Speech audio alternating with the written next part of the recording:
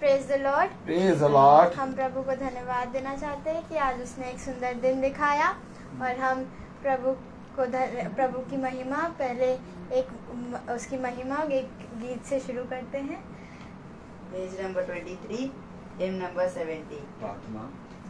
अच्छा, पहले हम प्रार्थना से शुरू करेंगे। मैं करके एक सदस्य से निवेदन करता हूँ कि वो प्रार्थना में अगुवाई करे।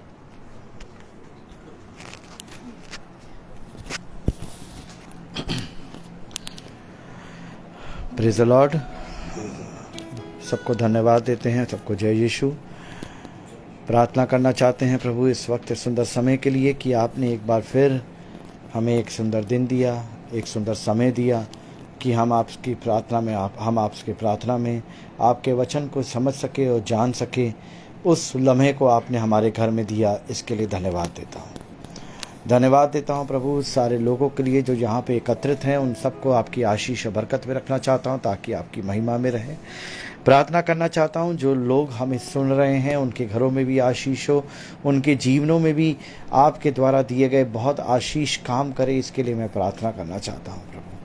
प्रार्थना करना चाहते हैं प्रभु और धन्यवाद देते हैं कि आपके नाम, आपकी महिमा, आपकी करुणा प्रभु जो हमारे जीवनों से हुई है, जो हमारे जीवनों में बहुत तरीके से जो मिरेकल्स होते हैं प्रभु, उसको हम लोगों के सामने भी रख सकें प्रभु। हमें अपने मुंह को खोलने के लिए एक अच्छा होली स्पिरिट दीजिए प्रभु, ताकि हम आत्मा के द्वारा प्रभु बातें कर सके प्रभु, और आत्मा में होकर के प्रभु आपकी आराधना कर सके प्रभु। क्योंकि प्रभु आप महान और सर्वशक्तिमान है प्रभु, और प्रभु आपके वचन में भी वचन के अनुसार प्रभु लिखा हुआ है कि प्रभु कि तू डर मत, तू अपने मुँह खो, मैं तुझे शब्द दूंगा बोलने के लिए। आपने मूसा को भी शब्द दिए बोलने के लिए, एक सहारा दिया बोलने के लिए। आपने लोगों को जो नहीं बोल सकते थे वो ऐसे ऐसे लोगों को आपने प्रवक्ता बनाया प्रभु, अपने लोगों को आगे बढ़ा, अपनी कलीसिया को आगे बढ़ाया उनके द्वारा, इसके लिए धन्यवाद देते हैं। हम सब यहाँ पे जो एकत्रित हुए हैं प्रभु आपके नाम को जाने, आपकी महिमा, आपके करुणा को जाने।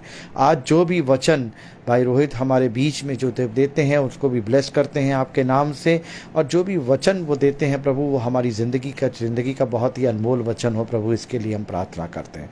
सारी बातें, सारी चिंताएं आपके हाथ में रख देते हैं, सारी प्रिपरेशंस को लेकर के हम आपके सामने आते हैं, सारी योजनाओं को लेकर के हम आपके सामने आते हैं, आपकी उपस्थिति में आते हैं, आपके चरणों में आते हैं और प्रार्थना करना चाहते हैं प्रभु वर यीशु के नाम से कि आपकी महिमा में हम सब के साथ हमेशा हमेशा के लिए प्रार्थना करते हैं यीशु मसीह के नाम से, आमीन। हालेलुया। गीत पे चलेंगे हम सब, और गीत का नाम क्या है? प्रभु का धन्यवाद करूंगा।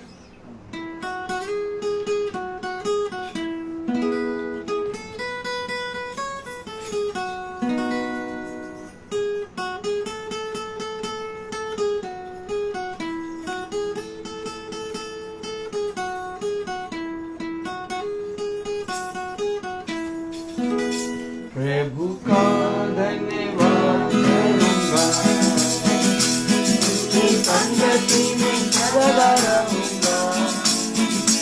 बात करूंगा मैं जय जरूर पाऊंगा, बात करूंगा मैं जय जरूर पाऊंगा। प्रभु का धन्यवाद करूंगा मैं, देगी मुझे दुनिया कभी भी कोई सुख और शांति देगी मुझे दुनिया कभी भी कोई सुख और शांति यीशु के साथ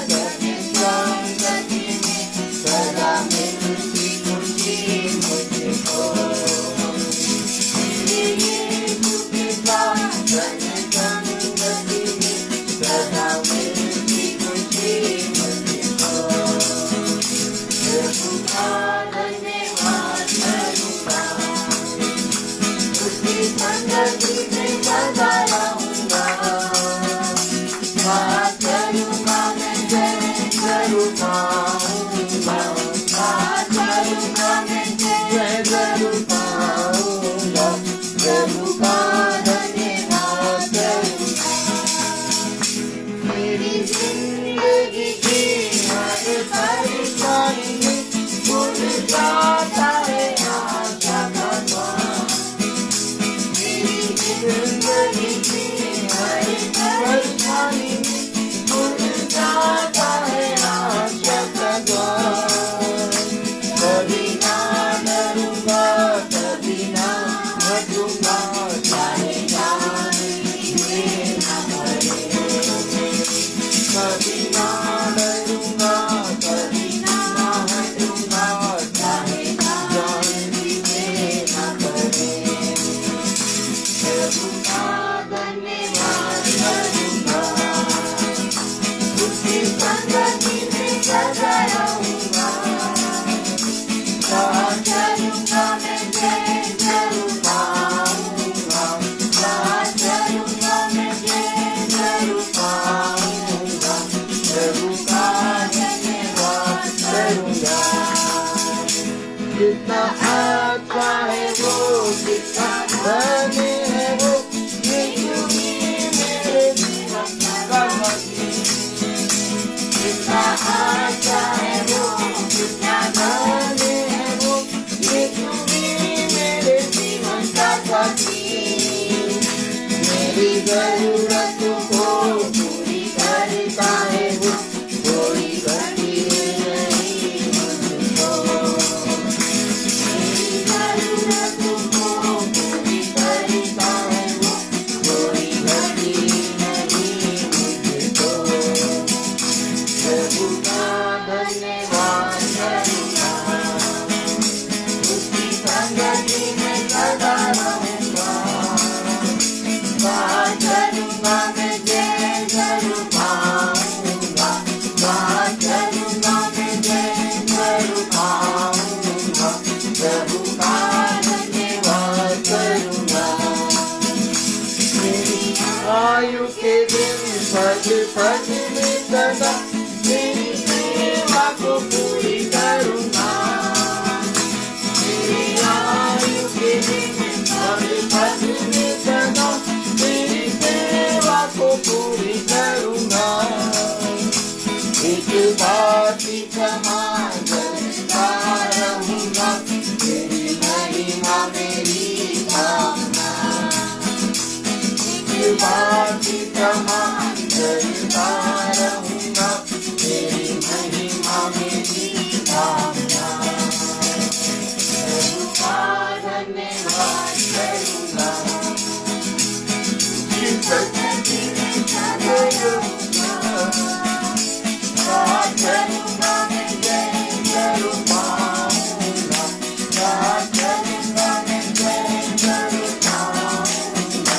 प्रभु का धन्यवाद करूंगा। Praise the Lord, hallelujah. प्रभु का धन्यवाद करूंगा, उसकी संगति में सदा रहूंगा। मेरे प्यारे भाई बहनों, जैसा हम सब जानते हैं कि प्रभु का वचन हमें बताता है कि पवित्र बनो क्योंकि मैं पवित्र हूँ। और हम सबका धन्यवाद और हम सबका स्तुति गान करना, प्रेज़ द लॉर्ड, ये सब खुदा को तब भाता है जब हम उसकी आज्ञा और उसके कहे गए के अनुसार करने में चौकसी करते हैं।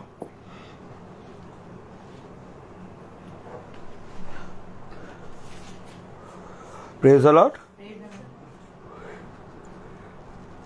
क्योंकि अगर हम उसके वचन और उसकी आज्ञाओं को अपने जीवन में धारण नहीं करते तो हमारे जीवन में हमारा बोलना व्यर्थ हो जाता है। उसने कहा जो कुछ तुम कहोगे वो तुम्हारे लिए हो जाएगा। कब? यदि तू मेरी विधि, मेरे नियम और जैसा मैंने कहा वैसा करने में चौकसी करेगा तो जो कुछ तू प्रार्थना में मांगेगा वो सब कुछ मैं तेरे लिए पूरा करूंगा। और हम देखते हैं कि हम बहुत सी आज्ञाओं को मानने में असफल हो जाते हैं। अपने जीवन में हम बहुत सी चीज़ों को अपने खुदा से के विरोध में कर देते हैं। बहुत सी ऐसी बातें हैं जिन बातों को, जिन आज्ञाओं को हम जानते हैं और अपने जीवन में उसको वैसा नहीं करते। लेकिन एक समय आता है जब खुदा हमें उन आज्ञाओं को और उन विधियों को और जो कुछ खुदा ने कहा उसको मानना सिखाता है। और जब खुदा का आत्मा हमारे निकट आता है तो हमें उन मार्गों पर चलाता है, और उस मार्ग पर चलाने के कारण धीरे धीरे हमारा जीवन बदलता है। धीरे धीरे हम एक नई सृष्टि बनते हैं। जैसा कि कल हम अलीगढ़ में थे और वहाँ पर खुदा ने बहुत अद्भुत वचन दिया, और आज हम लखनऊ में आ गए हैं वापस, और भाई के यहाँ पर प्रार्थना है और हम प्रार्थना में बहुत ताकत से सम्मिलित हो चुके हैं। लेकिन हम ये जानते हैं कि प्रभु हमारे घर के बाहर जाने और भीतर आने में हमारी सहायता करता है। मैंने देखा कि किस रीति से प्रभु का बलवंत दाहिना हाथ मेरे परिवार और मुझे लखनऊ में वापस लेके आया, और बहुत अच्छे से हमें लेके आया। ट्रेन बहुत तेज़ी से चल रही थी और गिनती के 4-5 स्टेशनों पर रुकी शताब्दी, और हर कोई कह रहा था कि मानक नगर पे ट्रेन नहीं रुकेगी। और मेरी वाइफ भी बैठी थी, और मैं अचानक उठा और मैं बैग पहनने लगा, और मेरी वाइफ मुझको देख के कहने लगी कि क्यों ऐसा कर रहे हो, रुकेगी नहीं ट्रेन। मैंने कहा मैं तैयारी करूँ, बाकी प्रभु की मर्ज़ी। और मैंने पाया कि एक प्लेटफॉर्म पे मानक नगर पे ट्रेन रुक गई, और हम बहुत आसानी से, बहुत आराम से उतर भी गए, और हम आधा पुल चढ़े तब जाके वो ट्रेन चली। तो हम खुदा के कामों को अपने जीवन में होते हुए देखते हैं। खुदा सारे कामों को पूरा करता है, लेकिन इसका मतलब ये नहीं कि मैं आपसे कह रहा हूँ कि ट्रेन चल रही हो और आप उतरने लगे। ट्रेन रुक जाए, आप देख लें कि ट्रेन रुक के खड़ी हो गई है, और आप गेट पे खड़े हों तब आप उतरिए। ऐसा नहीं कि आप ट्रेन देखें कि रुक गई है तब आप अपनी सीट से उठ के तैयारी करें तब नीचे आए, तब तक ट्रेन चल देगी, क्योंकि बहुत सेकंड के लिए, 1 मिनट के लिए रुकती है। तो सारी बातें खुदा की ओर से आती हैं। खुदा हमें सारी बातों को समझाता है, और जब तक खुदा बुद्धि ना दे तब तक हम कुछ समझ नहीं सकते। हमने कल रोमियो में देखा था, मैंने खोला है पतरस, लेकिन मुझे ले गया वो रोमियो। Praise the Lord. आइए रोमियो ही देखें, पता नहीं खुदा की क्या मर्जी है। Praise the Lord.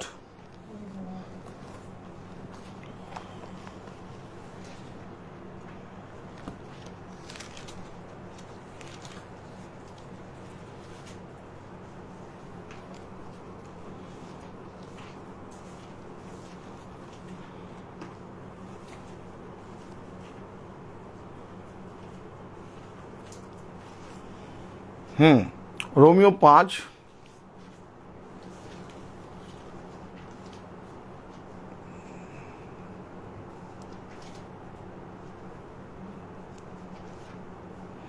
और उसकी 20वीं आयत पढ़ें।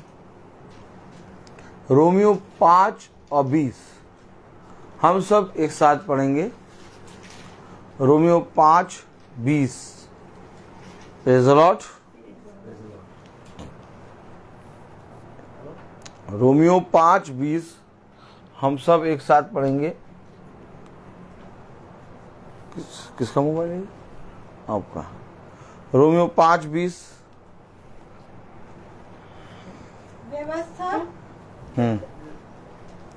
बीच में आ गई कि अपराध बहुत हो, परंतु जहाँ पाप बहुत हुआ वहाँ अनुग्रह उससे भी कहीं अधिक हुआ। समझे? व्यवस्था बीच में आई कि पाप बहुत हो, लेकिन जहां अनुग्रह हुआ, जहां पाप बहुत हुआ वहां अनुग्रह भी बहुत हुआ। आमीन।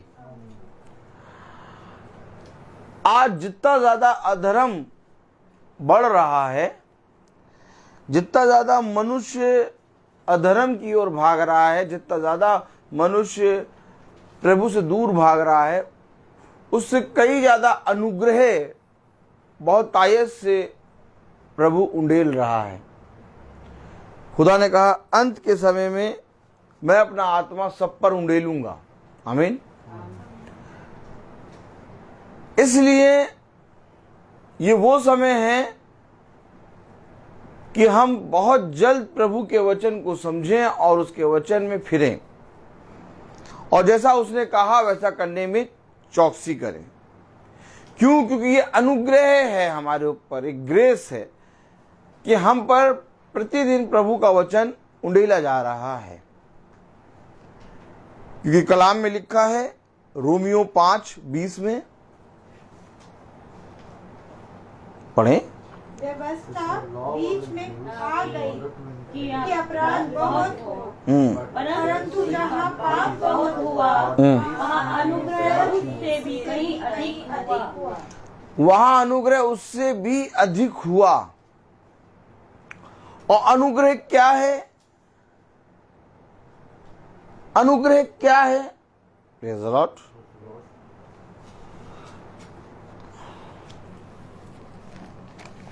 हालेलुया।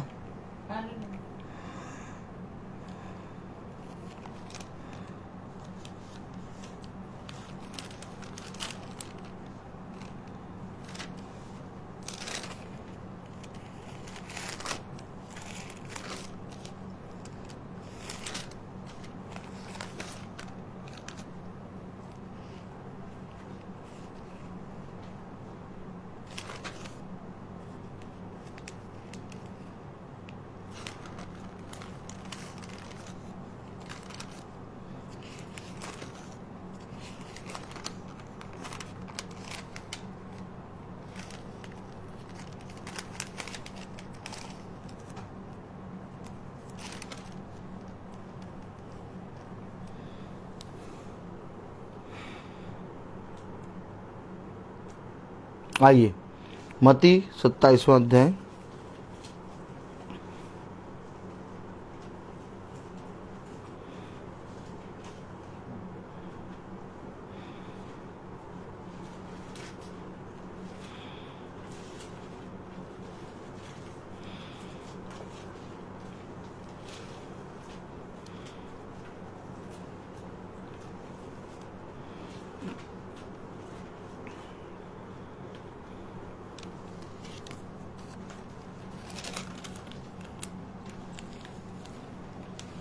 मत्ती 27:25।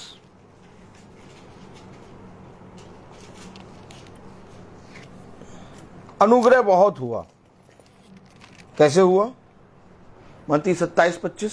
सब लोगों ने उत्तर दिया सब लोगों ने उत्तर दिया कि इसका लहू हम पर और हमारी संतान पर हो। कि इसका लहू हम पर और हमारी संतान पर हो। अनुग्रह स्टार्ट कैसे होता है? क्योंकि ये एक वाचा है और यहां से वाचा टर्न हुई। आमीन। जिनके लिए यीशु मसीह आया उन्होंने रिजेक्ट कर दिया। उन्होंने कहा इसका लहू हम पर और हमारी संतान पर हो। अब ये अनुग्रह हो गया किसके लिए? अन्य जातियों के लिए। और ये अनुग्रह इसलिए हुआ कि हम और आप बचाए जाएं। क्योंकि अगर ये कहते कि हाँ ये हमारा छुटकारा है, अगर ये मान लेते तो हमारे लिए कोई भी फिर अनुग्रह ना रहता। कलाम में लिखा है मत्ती 27 और उसकी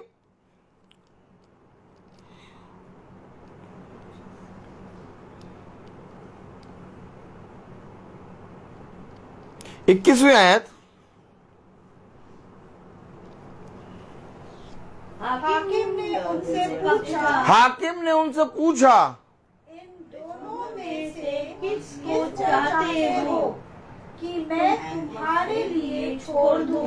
देखिए पूछा जा रहा है उनसे बुलवाया जा रहा है। और यहीं पर हमारे अनुग्रह का समय स्टार्ट होगा। जैसा मैंने आपको बताया, पिंतेकुस्त के दिन 120 पे पवित्र आत्मा उतरी, लेकिन इससे पहले कि पवित्र आत्मा उतरा, अन्य जाति जिसको प्रभु ने चुना अनुग्रह के लिए, ग्रेस के लिए, क्योंकि मेरा अनुग्रह तेरे लिए बहुत है, पौलुस के लिए, आमीन, कि मुझ पर यह दया हुई कि मैं अभागा, तुच्छ और नंगा देखने लगा। इसलिए जब व्यवस्था बीच में आई तो पाप बहुत हुआ, लेकिन उससे कई अधिक अनुग्रह हुआ। और आज इस अनुग्रह को हमें और आपको जानना होगा, समझना होगा। वहां पूछा गया 21वीं आयत में,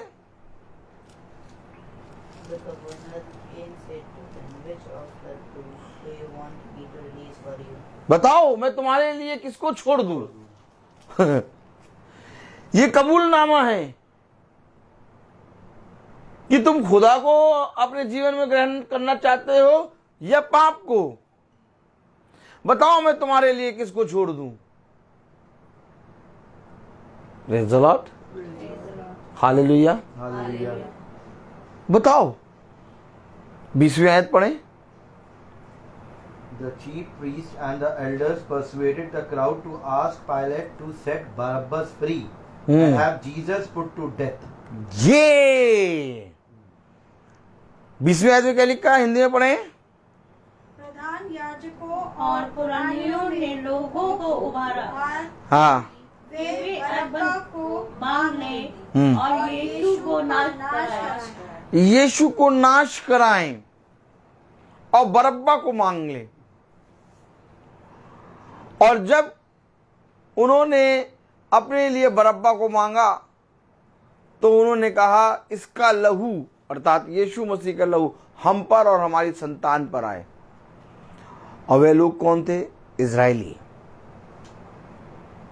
अनुग्रह बहुत हुआ, लेकिन अब इस अनुग्रह को व्यर्थ ना जाने दो, क्योंकि जिस तरह से यीशु मसीह ने अपना आत्मा और अपने आप को अपनी प्रजा इजराइल के लिए दिया, लेकिन इजराइल ने उसका इनकार किया। वचन में पता क्या लिखा है? एक आयत पढ़ें।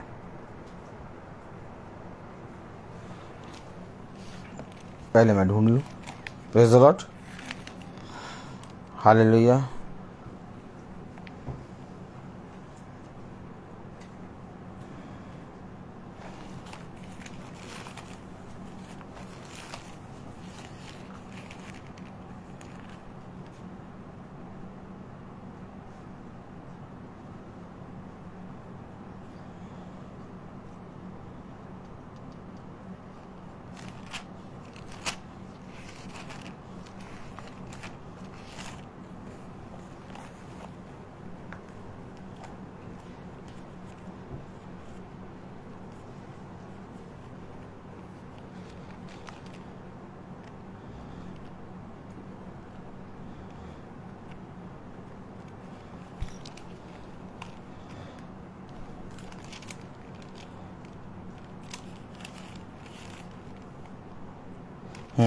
यूहन्ना 3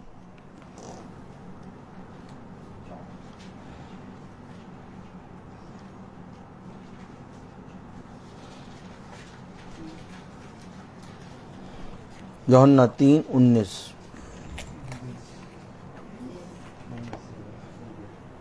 यूहन्ना 3:19 पढ़ें। This is how the judgment works. The light has come into the world, but people love the darkness rather than the light, because their deeds are evil. क्यों आखिर उन्होंने अपने लिए यीशु मसीह का इनकार करके उस बरअब्बा को मान लिया? उनसे पूछा गया बाकायदा, बताओ मैं तुम्हारे लिए किसको छोड़ूं? और आज आत्मा आह भर भर के हमसे कहता है, आज हम अपने माथे को चकमक पत्थर सा ढीठ करके बैठते हैं और वचन हमसे बात करता, वचन हमसे कहता, मैं जीवित हूं, जो कुछ तू पढ़ता है इसको सुन, इस पर चल।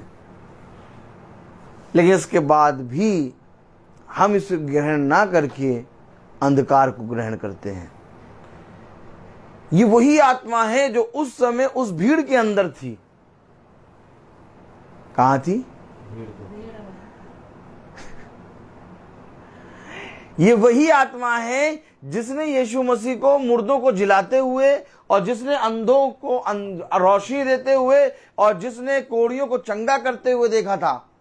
वही लोग मांग रहे थे कि हमारे लिए बरअब्बा को छोड़ दो। आज जब आप पवित्र वचन, सेतमेत वचन से लोगों को सुनाएंगे ना, वो हजम नहीं कर पाएंगे। कहीं क्या बता रहे हैं, ऐसा तो कुछ है नहीं। उन्हें अच्छा नहीं लगेगा। क्यों नहीं लगेगा?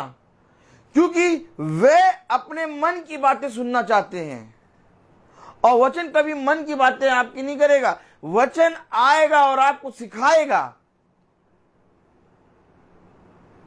क्यों? क्योंकि जो सुसमाचार तुम सुन रहे हो, ये सुसमाचार के अलावा और कोई सुसमाचार नहीं है। कहां लिखा? ओहो, प्रेज़ द लॉर्ड, हालेलुया।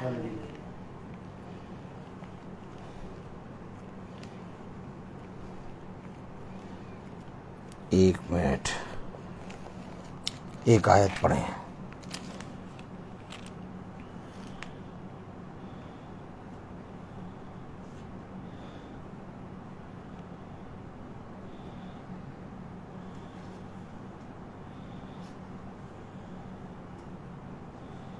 देखिए, पढ़िए, जो मैंने आपको भी बताया वो वचन में कहां लिखा है। आज लोग चाहते हैं हमें प्रश्न करने वाला वचन बताओ। नहीं, अनुग्रह क्या हुआ मुझ पर। अगर मुझे ये मालूम चले कि मुझ पर दया क्या हुई, तब मैं अपने मन से फिरूंगा। आमीन है।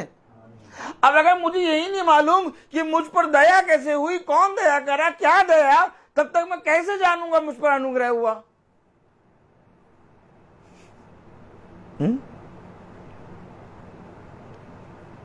जैसे मंदिर में पड़ा हुआ जन्म का लंगड़ा,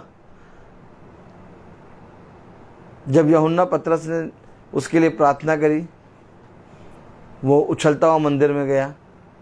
आज तक उससे किसी ने नहीं पूछा कि तुम जन्म के लंगड़े हो, तुम सही हो, ठीक हो, गलत हो, कैसे हो, ठीक रह रहे हो। लेकिन जिस दिन चलने लगा, उसको लोग बुला बुला के पूछने लगे, ये कैसे ठीक हो गए? आपको मालूम है, उस जन्म के लंगड़े ने एक जगह नहीं, कई जगहों पर गवाही दी। और जब उसने गवाही दी तो उसकी गवाही को लोगों ने झूठा ठहराया, उसको डांट के भगा दिया गया। लेकिन उसने अपनी गवाही को बदला नहीं। आप देखिए, महायाजकों ने, पुरानियों ने उसको बार बार बुला के पूछा, हमें बता कि तू किस रीति से ठीक हुआ। कहता, मैं तो तुम्हें पहले बता चुका हूं। कहता, नहीं, हमें फिर बता। वो अपने मन की बात सुनना चाहते थे। लेकिन वो जो लंगड़ा, जो चंगा हुआ था, वो मन की बात नहीं करना था। वो एक सुसमाचार के अकॉर्डिंग दया जो उस पर हुई थी, उस दया को जान गया। समझो, समझो क्या कारण है कि आज लोग यीशु मसीह को अपने प्राणों से भी बढ़कर प्रेम नहीं कर पा रहे। क्योंकि लोग यीशु मसीह के नाम को केवल जानते हैं, लोग यीशु मसीह को नहीं जानते।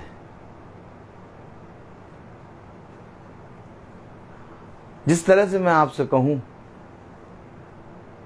कि लोग पीटी ऊषा को जानते हैं, लेकिन पीटी ऊषा कितने समय जगती है, क्या खाती है, उसके मन में क्या है क्या नहीं, अगर मैं आपसे पूछूं आप बता पाएंगे?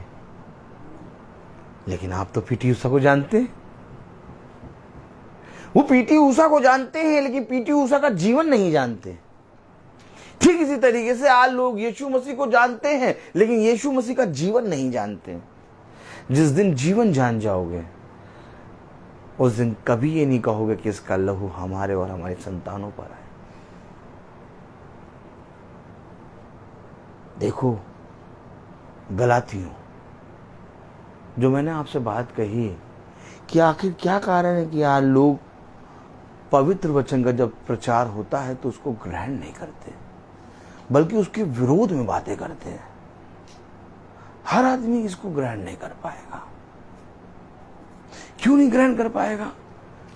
क्योंकि कलाम में लिखा है, अभी आपने पढ़ा कि उन्होंने अंधकार को ज्योति से अधिक प्रिय जाना, क्योंकि उनके काम बुरे थे। कलाम में क्या लिखा? गलातियों उसका पहला अध्याय और उसकी 10वीं आयत पढ़ें, 10 verse. गलातियों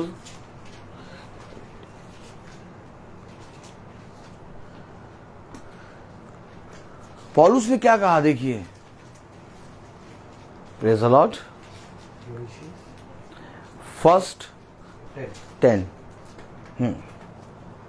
Does this sound as if I am trying to win man's approval? No, indeed.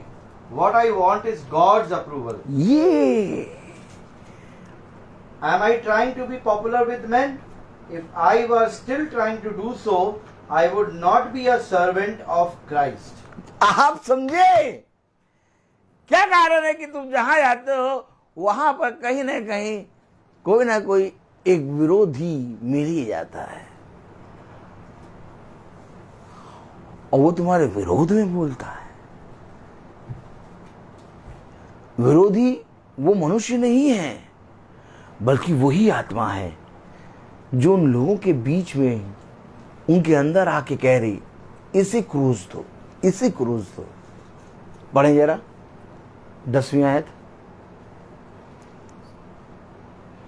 अब मैं क्या मनुष्यों को मानता हूँ या परमेश्वर को? पहले बोल दिया कि मैं मनुष्यों को मानता हूं कि खुदा को मानता हूं।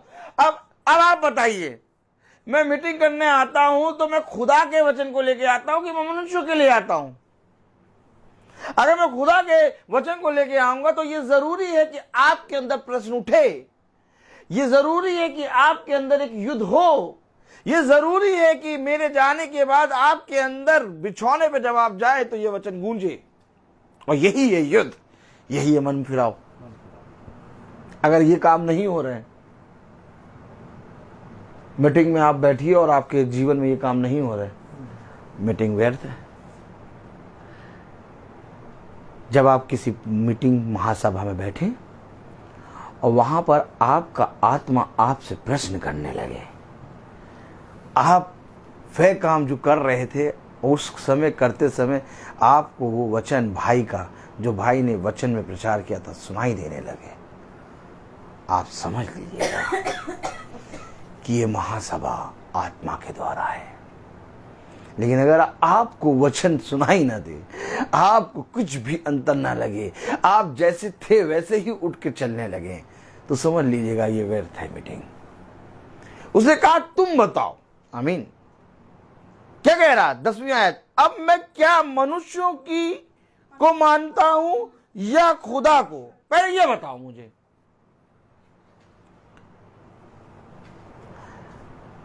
जो कुछ पढ़ाया भैया वचन खोल खोल के पढ़ाया, हर बात इन्होंने वचन में खोल खोल के पढ़ाई। इन्होंने कोई भी अपनी बात नहीं बनाई, कोई कथा और कहानी नहीं सुनाया, या तो बिना खोले और बिना पढ़ाए हमें ऐसे ही नहीं समझाया ओरली। ओरली ओरली, अगर ओरली समझा दें तो चलो मानते हैं कि भाई ने वो गलत कहा, लेकिन भाई हर एक बात में वचन क्यों खुलवा रहे हैं? गलाती खुलवा दिया या हुन्ना खुलवा दिया, हर बार बार बार वचन क्यों बार बार खुलवाते हैं और वचन से क्यों पढ़वा रहे हैं? और इसके बाद वचन पढ़वाने के बाद कोई मनुष्य अगर कहे कि ये प्रचार सही नहीं है, तो तुम्हें आत्माओं को परखना आना चाहिए। ये वही आत्मा है जब लोगों के बीच में आ गई और लोगों ने कहा ये यीशु मसीह ठीक नहीं है, हमारे लिए तो बरब्बा बहुत अच्छा है। क्या करता है? बरब्बा हमें लूटने आता है। हाँ, आज याजक लूट रहे हैं, कमाई का अड्डा बना लिया है। आज आदमी काम बाद में करेगा, पहले याजक साहब को चढ़ावा चढ़ाएगा और उसके लिए याजक खुदा है। अगर आप वचन खोल के पढ़ाएंगे वो वचन को इनकार कर देगा। समझिएगा, ये आत्मा मैं बहुत तेरे लोगों के अंदर देखा हूं, क्योंकि मैं चल रहा हूं ना। आप वचन को खोल के पढ़ाएंगे लेकिन वो अपने याजक को ठीक ठहराएगा। याजक का आदर करो, लेकिन याजक खुदा से बढ़कर नहीं है। तुम ही बताओ कि जब पौलुस के अगेंस्ट सारे 12 शिष्य हो गए, सब ने ठान ली कि पौलुस गलत है। मालूम है कि नहीं मालूम है? सब ने ठान ली पौलुस गलत है और सब उससे वो करने लगे, झगड़ा करने लगे। लेकिन जब पौलुस ने जो आत्मा में समझाया और तब उन पर ये प्रकाशन उतरा तो उन्होंने उसको एक्सेप्ट किया उसको। आमीन है। तो जब वचन में पढ़ाया गया तो याजक को ये बात एक्सेप्ट करनी है, लेकिन याजक ये बात एक्सेप्ट नहीं करेगा और वो अपनी कलीसिया को बिखेर देगा। पहले मुझे ये बताओ कि मैं यहां मनुष्यों के लिए आया हूं कि खुदा के लिए? पौलुस क्या बोल रहा, देखिए, क्या एक मीटिंग मनुष्यों के लिए भी होती है क्या? हाँ, वहां पर आपको एक आत्मा दिखेगी कि मनुष्य को आदर मिलने जा रहा है, ऊंचा करा जा रहा है, मनुष्य ऊंचा ही होता जा रहा है, ऊंचा ही होता है। खुदा की कोई बात नहीं, केवल मनुष्य को आदर मिलता जा रहा है। उसकी आदर किसको मिलना था? और खुदा का कोई वचन नहीं, मनुष्य को आदर मिलता जा रहा है। कलाम में क्या लिखा, पढ़े? अब मैं क्या मनुष्यों को मानता हूँ या परमेश्वर को? अरे मतलब मानता हूं यानी कि एक को मानना है कि तुम मनुष्य को मानते हो कि खुदा को मानते हो। उनके सामने खुदावन यीशु मसीह था और बरब्बा था। तालियां की बजेगी कि नहीं? अभी आपने आराम से पढ़ा कि जैसे व्यवस्था के द्वारा पाप बहुत हुआ, वैसे अनुग्रह के द्वारा अनुग्रह भी बहुत हुआ। क्या अनुग्रह हुआ भैया? कुछ समझ में नहीं आया। अब थोड़ा खुला, कुछ साफ तस्वीर हो रही कि नहीं हो रही? तस्वीर साफ हो रही है कि नहीं हो रही? हमें समझना होगा। उन्होंने अपने लिए क्या मांगा? बरब्बा को। और उन्होंने क्या कहा? इसका लहू, किसका? यीशु मसीह का लहू हमारे और हमारी संतानों पर आए। यही कारण था कि 70 एडी में पूरा इजराइल नाश किया गया, काट डाला गया,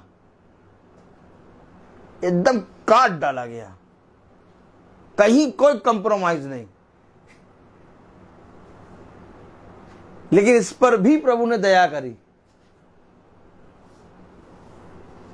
और वो दया ये थी, प्रभु हो सके तो वो आयत दिखा। Praise the Lord.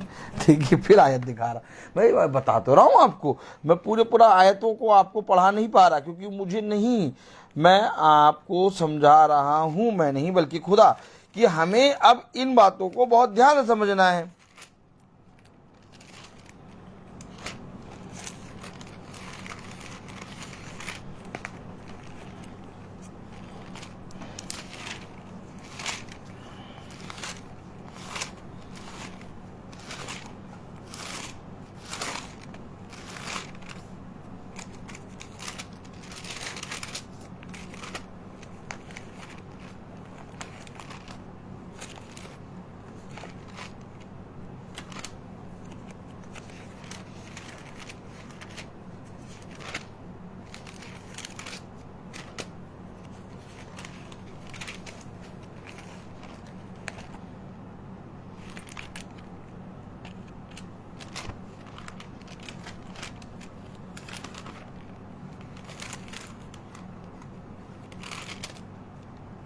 यशायाह 11, यशायाह 11 उसकी पहली आयत। उन्होंने कहा कि इसका लहू हम पर और हमारी संतान पर भी आए। ओ यानी अच्छा भैया इधर देखिए जरा, थोड़ा हल्का सा देखिए, 11 का हल्का सा देखिए हमको, है? हल्का सा देखो भैया, भैया देख लो। मतलब थोड़ा सा तकिया लगा लीजिए, उसको वो कुशन दे दीजिए हमको। हाँ वेरी गुड। नहीं थोड़ा सा ये सोचिए, क्या वो यीशु मसीह को जानते? एकदम नहीं, रत्ती भर नहीं जानते थे क्या? ये भीड़ का जो जिक्र है ना, ये भीड़ जब लाजर को जिंदा कर रहा था तब भी ये भीड़ थी, और यही भीड़ जब रोटी और मछली खिलाया तब भी यही भीड़ थी, और यही भीड़ इकट्ठी हुई थी, और यही भीड़ चिल्ला के कह रही थी इसका लहू हम पर हमारी संतान पर आए। अरे एकदम नहीं जानते क्या यीशु मसीह को? और बातें तो करते हुए व्यवस्था की बात पुस्तक से, कितना मतलब हम लोग और आप लोग यूं ही वचन पढ़ रहे हैं, लेकिन अगर इस पर ठहर जाए ना तो समझ में आए कितने बड़े अंधे थे वो। पूरा प्रभु ने उनको अंधा कर दिया था सच में। व्यवस्था की बातों को लेके चलते थे और खुदा के मूसा की बातों को करते थे कि मूसा ने तो हमें यह आज्ञा दी है। ये सब बातों को जानने के बाद वो यीशु मसीह का इंकार इस रीति से करा कि इसका लहू हम पर हमारी संतान पर आए। मतलब एकदम नहीं जानते क्या तुम? ठीक इसी तरीके से आज ठीक सेम वही चीज है, जैसे इजराइल ने करा वैसे ही ठीक सेम अन्य जाति अपने छुड़ाए गए समय को नहीं पहचान रही। आज भी ठीक ईसाई भी यीशु मसीह को इसी रीति से रौंद रहा है, ठीक इसी तरीके से रौंद रहा है। ना कभी वचन को जानने के लिए कोशिश करेगा, ना कभी वचन के प्रति अपने प्राणों को देगा, ना ही कभी परिश्रम करेगा, लेकिन बोलेगा तो ऐसा लगेगा कि लग रहा है यीशु मसीह का यही बेटा है।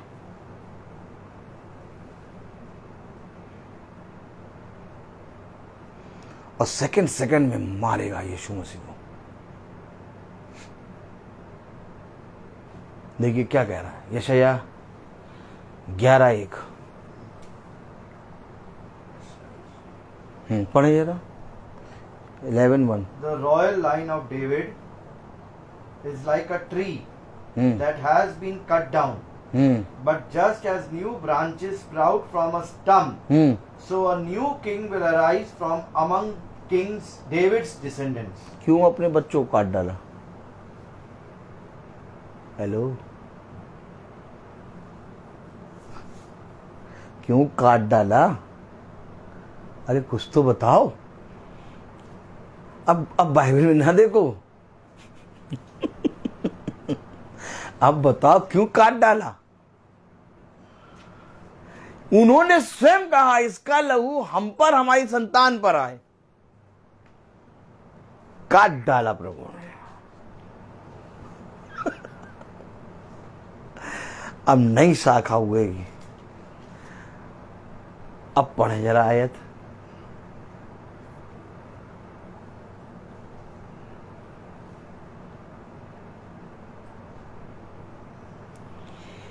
तब यीशु के ठूंठ में से एक डाली फूट निकलेगी और उसकी जड़ में से एक शाखा निकलकर फलवंत होगी। ठूंठ क्या होता? ठूंठ जब पेड़ को काट डालते हैं, वहाँ पे एक गुट्ठा जैसा बना रहता है, उसी को ठूंठ कहते हैं। तो काट डाला क्या प्रभु ने?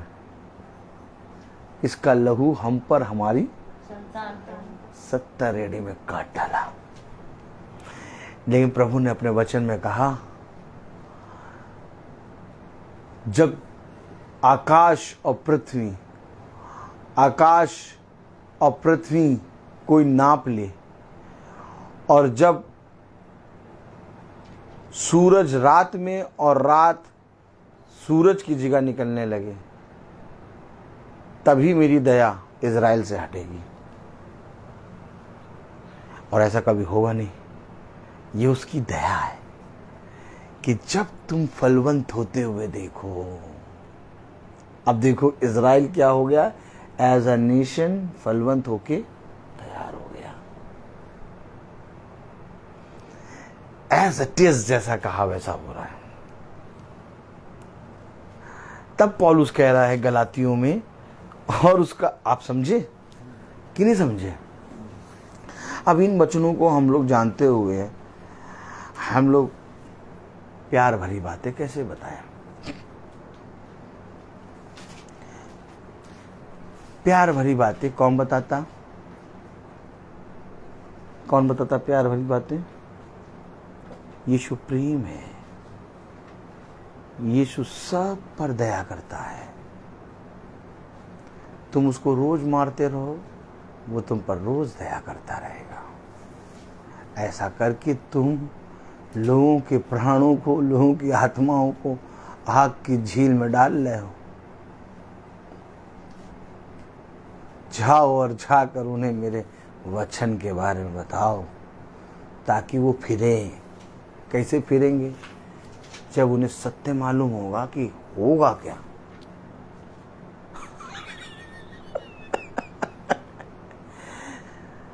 आपने किसको बुला के मीटिंग करा ली है? ऐसा ऐसा बता रहे थे, बता रहे हमारे वो वाले को बुलाते, वो तो इतनी बढ़िया आशीष देते हैं। वो देते हैं आशीष। उनके घर में एक पेड़ लगा हुआ है ब्रदर। हाँ, वो ऐसा आशीष देते हैं। अच्छा, प्रॉब्लम ये है कि हमारे मुंह के सामने कोई नहीं बोलेगा। यीशु मसीह के सामने नहीं बोलते थे, यीशु मसीह के पीठ पीछे। हमारे मुंह के सामने कोई नहीं बोलेगा। जानता पागल पूरा खुला, फिर कहेगा जो बोल लो, फिर बैठो वो दिखाओ तुम, और हम फिर तुम्हें दिखाएं। पूरा दिखवा देंगे, इसलिए वो बोलेगा नहीं। लेकिन जैसे ही हम जाएंगे, आत्मा, और हमें एक एक चीज के विषय में प्रभु बताता है। आप ये ना सोचिएगा कि मुझे मालूम नहीं रहता, मुझे सब बात मालूम रहती है, एक एक चीज। लेकिन मैं उसको हवा की तरह कराता नहीं हूं, परफॉर्मेंस नहीं करता। मुझे मालूम हो जाता है कौन किस आत्मा में बैठा है, और किसको वचन डाइजेस्ट हो रहा है, और किसको उल्टियां हो रही हैं।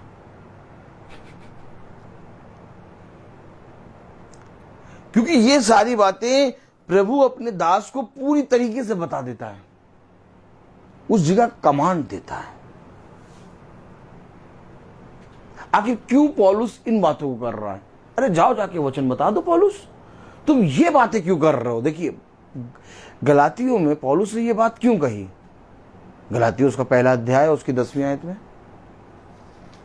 अब मैं क्या मनुष्यों को मानता हूँ या परमेश्वर को? क्यों ये बोल रहा है?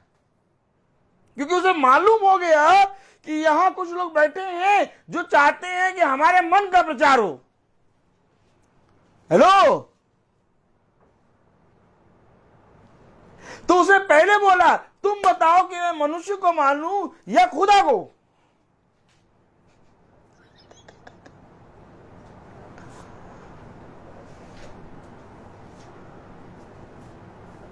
यही है मन फिराव का अवसर। यही है मेरे भविष्यवक्ताओं ने तुम्हें बार बार आके मेरे वचन से चिताया कि मेरी आज्ञाओं, मेरी विधि, मेरे नियम को मानो। कब तक तुम अंधकार में चलते रहोगे? मुझे अपने आप को यीशु मसीह के सामने रखना है, किसी मनुष्य के सामने नहीं रखना। ना कि मैं अपने आप को अपनी पत्नी के सामने, अपने पिता के सामने, या मनुष्य के सामने, या तो किसी अधिकारी के सामने रखूं। मुझे अपने आप को खुदा के सामने रखना है। अब अगर मुझे खुदा के सामने रखना है तो तुम बताओ कि मैं खुदा की बात मानूं कि मैं तुम्हारी बात मानूं?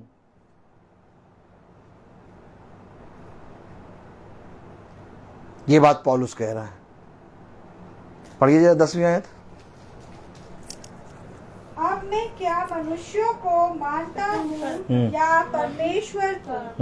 क्या मैं मनुष्यों को प्रसन्न करना चाहता हूँ? क्या मैं मनुष्यों के हिसाब से जा जाके भैया प्रभु आपको बहुत आशीष दे रहा है, देखिए उसने दे दिया, हो गया, हो गया।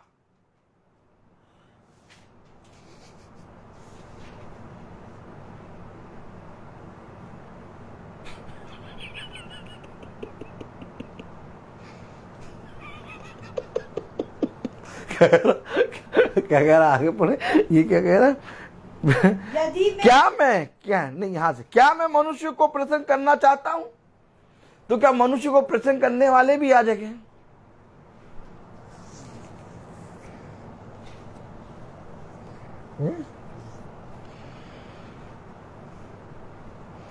जब आप कैसे परखेंगे यीशु मसीह के वचन को?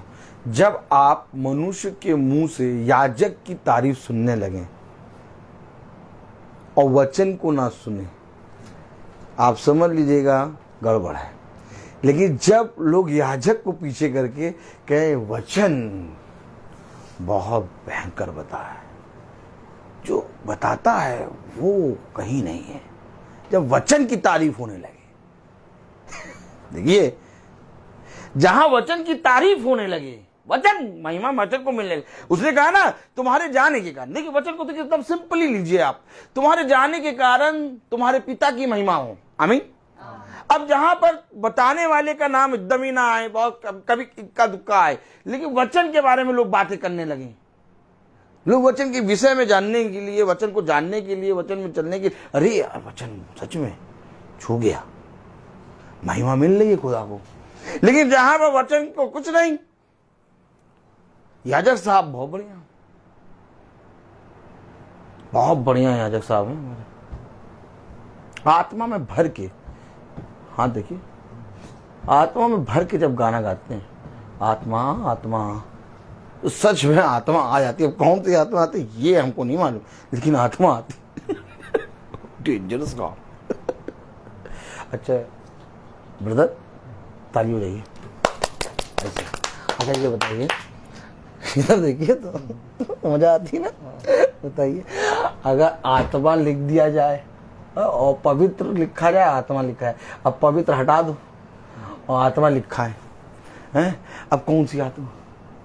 आत्मा आत्मा कहते हैं वो, उनका कहना भी देखो, सुनो, आत्मा आत्मा, और मुझे कौन सी आत्मा, कौन सी आत्मा आई थी? यीशु मसीह की आत्मा आई थी, कैसे मालूम? अच्छा चलो मानते यीशु मसीह की आत्मा आई, बताओ क्या वचन में हुआ था? नहीं, वचन बहुत बढ़िया बताया था, मतलब इतना बढ़िया बताया था कि अब आपको क्या बताएं। अब आप वहां बैठते तब आप सुनते, नहीं हमको बताओ तो कि वचन क्या बताया था। नहीं वचन बहुत बढ़िया बताया था, मतलब ऐसा, तो मतलब ऐसा बता नहीं पाएंगे क्या बताया था, क्योंकि आत्मा आई थी। आत्मा, और जहां होली स्पिरिट आ जाए वो सिखाना शुरू करती है। तो जब सिखाना शुरू करती है तो सीखने वाला बताता है कि हमें ये सिखाया था। हाँ, मैम ने क्या सिखाया था? ए। मैम ने क्या सिखाया था? ए। अब पूछो बच्चों से, मैम ने क्या सिखाया था? मैम बहुत अच्छी थी, मैम बहुत अच्छी थी। कैसी लगी थी मैम? मैम तो बहुत सुंदर हीरोइन लग रही थी। मैम ने क्या सिखाया था? मैम सिखा रही थी लेकिन मैम बहुत सुंदर थी। पकड़िए यहीं पर आत्मा, आत्मा यहीं पर पकड़ना है ब्रदर। यही तो कह रहा, हर एक आत्मा की प्रतीति ना करो। बच्चा मैम की तारीफ करेगा, खूब करेगा, लेकिन मैम ने क्या सिखाया नहीं बताएगा। क्यों? क्योंकि मालूम ही नहीं क्या सिखाया। क्योंकि दुष्ट बीज खाने आता, बीज डालने नहीं। और जहां पर खुदा का वचन होता है वहां पहले दुष्ट आके बैठता है, और जहां पर खुदा का आत्मा आया वो सिखाएगा। जैसे ही आप बच्चे से पूछेंगे क्या सिखाया, ए, वो मैम की तारीफ नहीं करेगा। उसके माइंड में बैठा है, इतनी अच्छे तरीके से ए को सिखा दिया है कि उसके माइंड में ए बैठा है। और यही है वचन। जब मीटिंग खत्म हो, जब महासभा खत्म हो, तो तुम्हारे अंदर वचन बैठे, तुम्हारे जाने के कारण तुम्हारे पिता की महिमा हो। ये है पवित्र आत्मा। नहीं तो बातें बनाने वाले एक से बढ़कर एक, सब ने तारीफ करी थी। क्या रोटी और क्या मछली थी। मछली कितनी बढ़िया फ्राई थी, नहीं? ओह, उसकी कांटे जब हम खा रहे थे ना, तो कांटे भी एकदम चबा जाओ, कांटे भी चबा जाओ, इतने इस तरह से फ्राई किया गया था। फिश इस रीति से फ्राई की थी कि उसके कांटे भी चबाते चले जाओ, कटर कटर एकदम, मतलब पता ही नहीं चल रहा था। बनाने वाला कौन था? बनाने वाला वो यीशु मसीह था, वही जो घूमता रहता है। उसे बताया क्या? बताया छोड़ो, वो रोटी और मछली तो ऐसी खिलाई कि दूसरे दिन भी आ गए। प्रभु ने साफ कह दिया, क्या खाने आए हो? रोटी और मछली। तुरंत वापस करा उनको।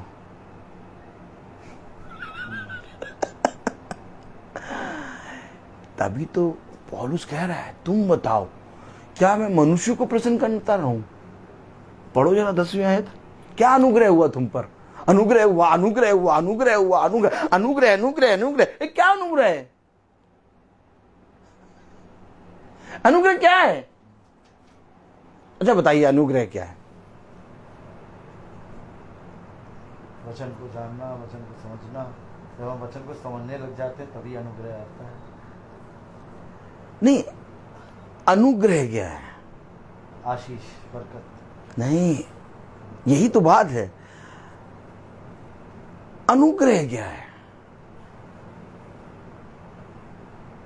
ईश्वर को जानना, ईश्वर के उस पर चलना, ईश्वर जो बता। देखिए, आज अनुग्रह को लोग ब्लेसिंग में ले जाते हैं, लेकिन ब्लेसिंग, आशीष एक अलग चीज हो गई। फिर समझे, अनुग्रह एकदम अलग है।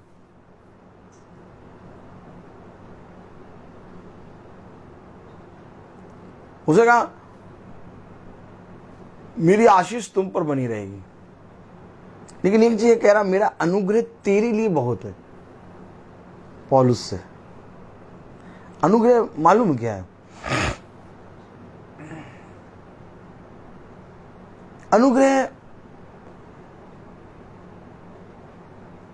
ये हुआ कि उसने हम निकम्मों को, जिनके पास कुछ नहीं था, अपने पुत्र का, अपने निजी संतान का, उसकी निज प्रजा इज़राइल, उसका हक जो है वो हमको दे दिया। मतलब उसने अपनी संतान को अंधा करा।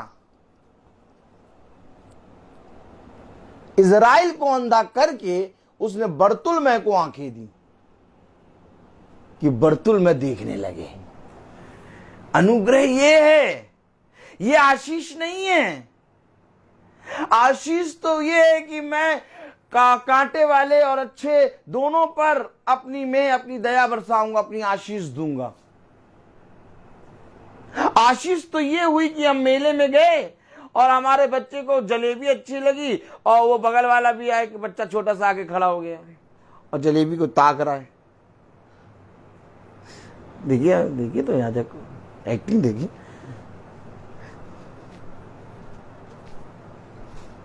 आपने जलेबी दिला दी, जलेबी इनको भी दो। आपके संग संग चलने लगा बच्चा।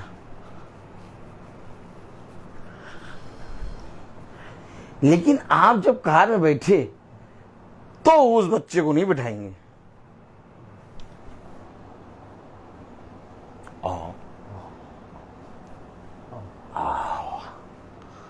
समझे अनुग्रह। आप जब कार में बैठे तो आप अपने वंश को, अपने बेटे को, अपनी बेटी को कार में बैठाएंगे। जलेबी तक तो ठीक था। ये बातें कौन बताएगा?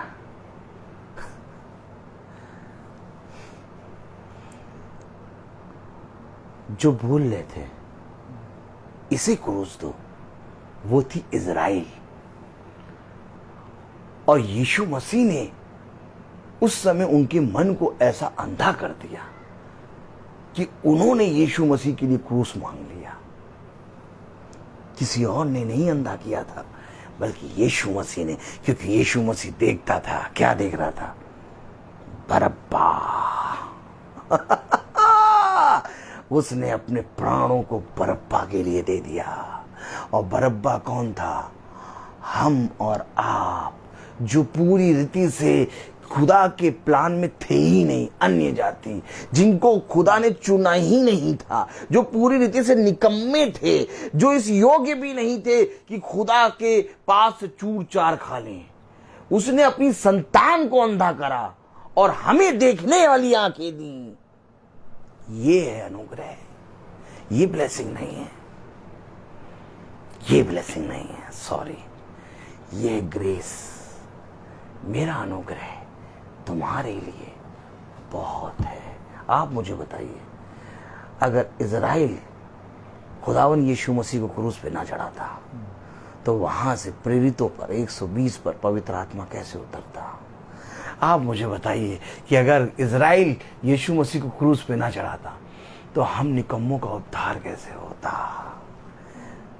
ये अवश्य था, ये प्लान था, ये योजना थी खुदा की कि मेरे बच्चे मेरा इनकार करेंगे और मैं उनको अंधा करके, उनके लिए कुछ समय के लिए अंधा करके, वो आंखें जिससे इज़राइल यीशु मसीह को देखता था, वही आंखें अन्य जातियों को दूंगा। अब अन्य जातियों को जब समय खत्म होगा तो फिर वो अपने बच्चों को आंखें देगा, तब वो 1,44,000 देखेंगे। तो ये ब्लेसिंग नहीं है, ये अनुग्रह है। जिस अनुग्रह को लेके पौलुस उड़ा, क्या यार ये अनुग्रह है? अरे लोग ब्लेसिंग ब्लेसिंग आशीष आशीष गा रहे हैं। आशीष ब्लेसिंग वो तो खुदा सारे जन को दे रहा है, लेकिन अनुग्रह हर एक को नहीं देगा। अनुग्रह मेरे चुने हुए, मेरे चुने हुए। अनुग्रह तुमको खुदा के राज्य के अंदर प्रवेश कराएगा। ये ग्रेस है। और ग्रेस क्या है? ये कि वो अभी भी समय अब और तब में आने वाला है, लेकिन तब भी वो समय बढ़ा रहा है कि हम देखने लगें, कि हम वचन को समझ जाएं, ताकि हम मन फिरा लें। यह अनुग्रह है। इस अनुग्रह को हम किसी भी चीज में तौल नहीं सकते, क्योंकि प्रभु का अनुग्रह अन्य जातियों पर हुआ। और अनुग्रह ना होता तो हम कभी भी यीशु मसीह के पवित्र वचन को जान ना पाते। और आज जैसा उन्होंने अपने छुड़ाने वाले को क्रूस पे टांग दिया, वैसे ही आज जिन पर प्रभु ने अनुग्रह किया उन्होंने भी प्रभु का इनकार किया। इसलिए पौलुस ये कह रहा है, तुम बताओ मैं मनुष्य को प्रसन्न करता रहूं? इसलिए पौलुस कह रहा है, मेरा अनुग्रह व्यर्थ हो जाएगा अगर मैं प्रभु के सुसमाचार का प्रचार ना करूंगा। तब प्रभु उनका वचन में लिखा गलातियों उसका 1 अध्याय और उसकी 10वीं आयत, अब मैं क्या मनुष्यों को मानता हूँ या परमेश्वर को? क्या मैं मनुष्यों को प्रसन्न करना चाहता हूँ? यदि मैं अब तक मनुष्यों को ही प्रसन्न करता रहता तो मसीह का दास ना होता। कितनी बड़ी बात पौलुस ने कह दी। अगर मेरे प्रचार से मनुष्य बहुत प्रसन्न होता रहता तो मैं मसीह का दास नहीं होता।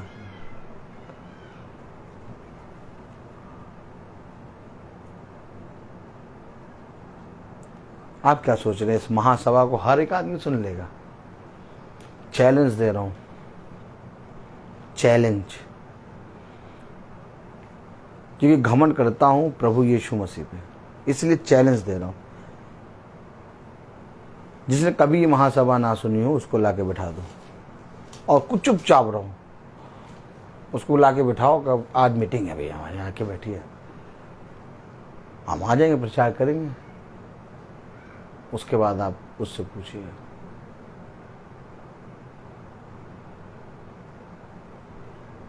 हजम नहीं होगा उसको, बहुत सी बातें भूलेगा। महासभा पहली बार में जो सुनेगा उसको एकदम हजम नहीं होगा, दूसरी बार में भी, तीसरी बार में भी, चौथी बार में भी, जो सहते सहते सुनते सुनते सहते सहते सुनते सुनते सीखता रहेगा फिर वो इसको सुना भी नहीं रह पाएगा। दोनों बातें हैं, दोनों बातें हैं। क्योंकि मैं ये बात बहुत अच्छी तरीके से जानता हूं, जो सुनते सुनते सहते सहते सुनते सुनते सहते सहते सुनता रहा, वो फिर अगर महासभा को जिस दिन नहीं सुनेगा उसको ऐसा लगेगा कुछ नहीं हुआ। क्यों नहीं सुना? सुनना है, सुनना है, किसी ना किसी समय सुनेगा। लेकिन जो 2-3 महासभा या एक महासभा में भी हार गया, वो फिर दोबारा नहीं। और ऐसा नहीं कि एक ही महासभा, एक ही प्रार्थना सभा, आप कभी भी कोई भी प्रार्थना सभा लगा लीजिए। अब मैं कल खड़ा हुआ था, मेरा ही घर, लेकिन आप कल का प्रचार सुनिए,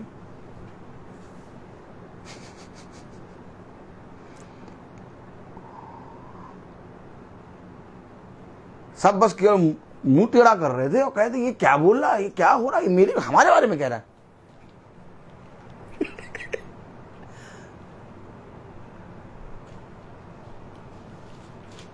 आपको बता रहा हूं, वचन में जो पौलुस कह रहा है इसको समझना होगा। ये चीज आपको वचन महासभा में होते दिखेगी, क्योंकि भविष्यवक्ताओं के साथ ऐसे ही होता था।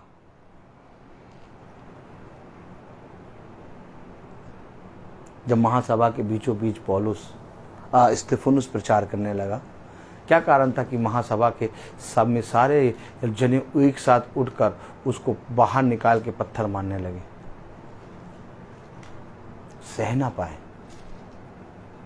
क्या बोल रहा है? ऐसे वचन प्रचार होता है।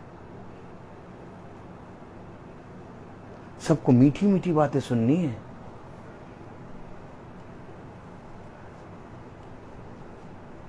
जिसने आपको बुलाया आप उसको कहो हम अभी लाठी लगा के तेल लगा डंडे पड़े। कौन बुलाएगा आपको? लेकिन लाठी और सोते की बात तो पूरे वचन में है, तो कोई क्यों नहीं बताता? क्योंकि वे मनुष्य को खुश करना चाहते हैं। तभी तो पौलुस कह रहा, कुछ तो घटा पौलुस के साथ, तभी तो पौलुस ने ये कहा। 10वीं आयत पढ़िए जरा। अब मैं क्या मनुष्यों को मानता हूँ या परमेश्वर को? क्या मैं मनुष्यों को प्रसन्न करना चाहता हूँ? यदि मैं अब तक मनुष्यों को ही प्रसन्न करता रहता तो मसीह का दास ना होता।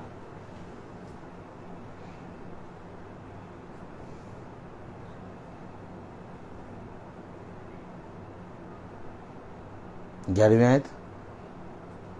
Let me tell you, my brothers, that the gospel I preach is not of human origin. If I do not receive it from any man, nor did anyone teach it to me, it was Jesus Christ himself who revealed it to me. ये महासभा, ये वचन क्या सोच रहे हो? कुछ नहीं हो सकता। 11वीं आयत में कह रहा, क्या कह रहा?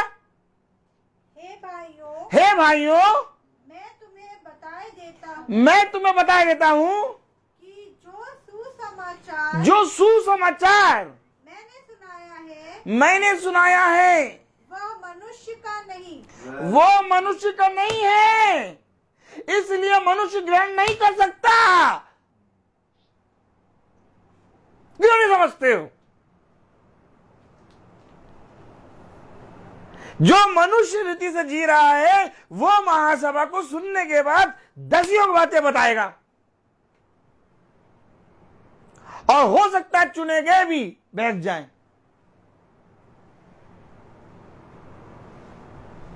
आत्माएं हैं ये। जब मीटिंग खत्म हो जाएगी या जब सब चले जाएंगे तब वो आत्मा बोलना शुरू करेगी। ये सुसमाचार मनुष्य के लिए नहीं है। पढ़ो। अगर मनुष्य के लिए नहीं है तो मनुष्य ग्रहण नहीं कर सकता। अगर हम अभी तक शारीरिक हैं तो हम इस आत्मिक वचन को ग्रहण नहीं कर सकते, क्योंकि शारीरिक और आत्मिक कभी भी मेल झोल नहीं हो सकता। यह सुसमाचार तो आत्मिक है, अर्थात गॉड रिवील्ड कर रहा है। इसलिए वो मनुष्य जो अनजाने में आके बैठ गया, वो कहेगा ये क्या हो रहा? ऐसे प्रार्थना बचपन से आज तक हमने ऐसे नहीं सुना। क्या? तो हम कहेंगे अब तक 55 इनकाउंटर स्पेशलिस्ट। पढ़े जरा हिंदी में 11वीं आयत। हाँ। हे भाइयों, मैं तुम्हें बताए देता हूँ, हे भाइयों, मैं तुम्हें जताई देता हूँ कि जो सुसमाचार मैंने सुनाया है वह मनुष्य का नहीं। हमारे पास्टर तो बहुत अच्छा सुनाते हैं। पौलुस पता नहीं क्या आके सुना गया। सोचो, पौलुस तक को किसी ने नहीं छोड़ा, यूहन्ना पतरस को नहीं छोड़ा। हाँ, तो तुम्हें कैसे छोड़ देंगे? तुम किस खेत की मोली हो? बताओ, किस खेत की मोली हो? अगर तुम्हारे साथ भी ये हो रहा है तो समझ लेना एकदम पटरी पे गाड़ी चल रही है।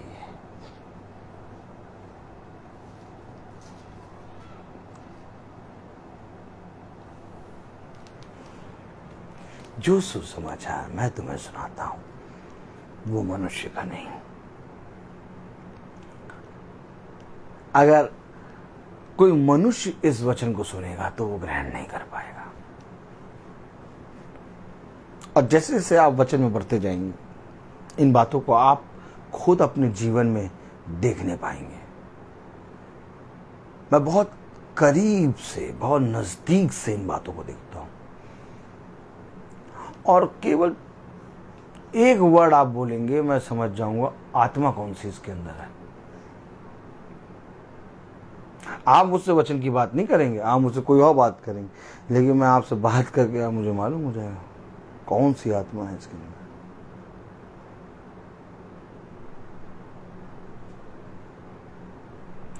क्योंकि अगर मैं ये ना समझ पाऊं और इन बातों को ना जान पाऊं तो मैं रोज नहीं चल पाऊंगा। मुझे समझ दी है खुदा ने, इसलिए मैं किसी मनुष्य की सुन के तो तुम्हें बुरा लगना चाहिए, तुम्हें छोड़ देना चाहिए था ये वचन बोलना। कितनों ने तुम्हें कहा होगा, कितनों ने तुम्हारे पीछे पड़े होंगे, कितने लोगों ने तुम्हारे विरोध में कहा होगा। मेरे पापा, मेरी मम्मी, मैं बाहर वालों का नाम ही नहीं ले रहा, लियो, मेरे भाई, मेरी भाभियां, अब बताओ, सब ने कहा। अरे तुमने किसी मनुष्य की सुन के तो बाइबल बंद करके रख देना चाहिए था अल्टार पे, और क्या। और वो बूंदी वाले लड्डू ले आते लखनऊ डेयरी से खाते। तो तुमने वचन को बंद क्यों नहीं करा? बात तो ये आती है बात तो यहां आती है, क्योंकि जब तक आपको प्रभु आत्माओं को परख ना दे, आत्माओं को समझ ना पाओ, आप प्रभु के वचन में नहीं चल सकते।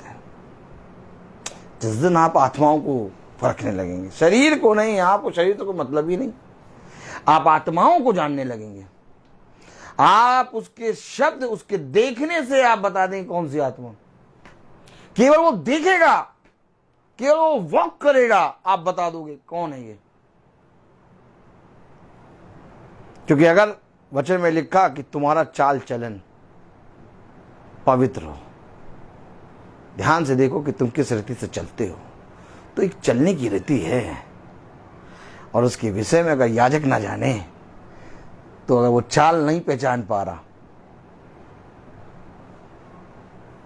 तो वो खुदा का याजक नहीं है। चाल से पहचान जाओगे। क्या यीशु मसीह नहीं जानता था कि यहूदा इस्करियोती दुष्ट है?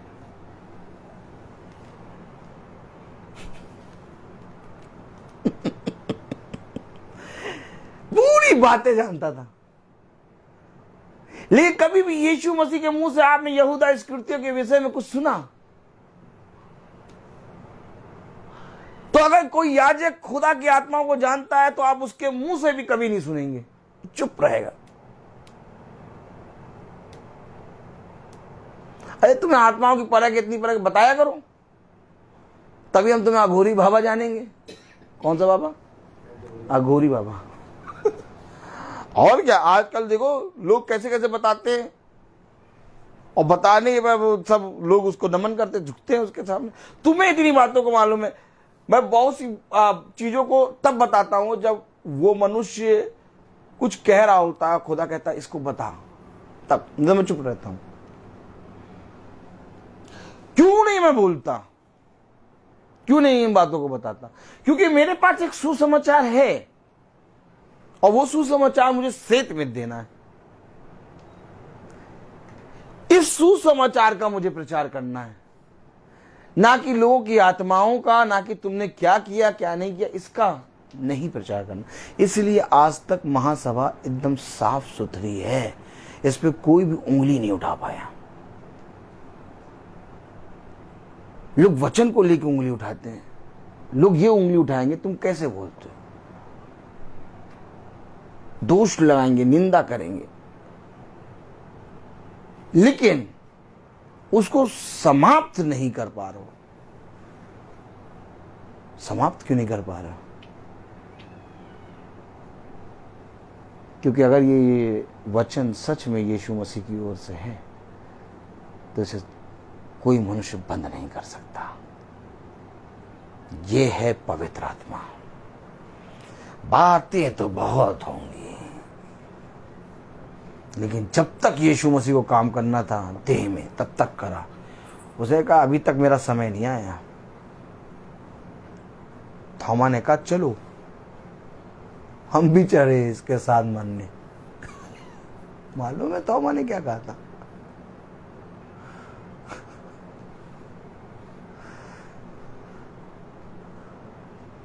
उसके शिष्य यीशु मसीह का इनकार करते थे। यीशु मसीह के कहे गए पे वे विश्वास नहीं करते थे। लेकिन जिस समय यीशु मसीह उठा और उनके बीच में आत्मा में आया, उनकी भाषा, उनका चलना, उनका बोलना बदल गया। हम और आप पर जो अनुग्रह हुआ है, जो दया हुई, उसके विषय में हम आप नहीं जानते। उसने अपने वंश को, उसने अपनी संतान को अंधा कर दिया ताकि हम और आप देखें ये हमारे ऊपर अनुग्रह है। ये ब्लेसिंग नहीं है, ये अनुग्रह है कि हम निकम्मे देखने लगे। और आज जो जो जना इस वचन को सुन रहा है, उन सब पर ये वचन वाचा की पुस्तक आती है कि जो कुछ तुमने सुना उसके सुने गए के अनुसार करो।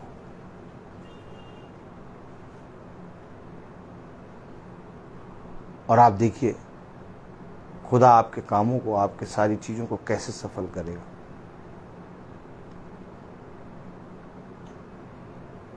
हम प्रार्थना करते हैं, हम धन्यवाद देते हैं, हम प्रभु यीशु मसीह के वचन को पढ़ते हैं, लेकिन कहीं ना कहीं हम उसकी आज्ञाओं को टालते हैं। इसके कारण आशीषें रुकती हैं।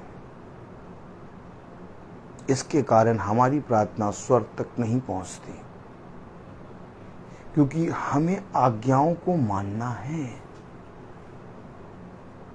जब तक आप आज्ञाएं नहीं मानेंगे, आप लाख प्रार्थना कर लें, आप लाख बाइबल पढ़ लें, आप अपने पिता को नहीं जान पाएंगे। उसने कहा जो कोई मेरी आज्ञाओं को मानता और जैसा मैंने कहा वैसा करने में चौकसी करता है, वही मेरा पुत्र पुत्री है। आज्ञा है फल, आज्ञा है धर्म, आज्ञा है आत्मा। यही आज्ञा मरियम के गर्भ में आ गई। उसने कहा तेरा कथन मुझ में पूरा हो। आप में से कोई एक मुझे बताएं, इससे पहले कोई मरियम को जानता था? कोई मरियम को जानता था इससे पहले? मैसेंजर कौन है?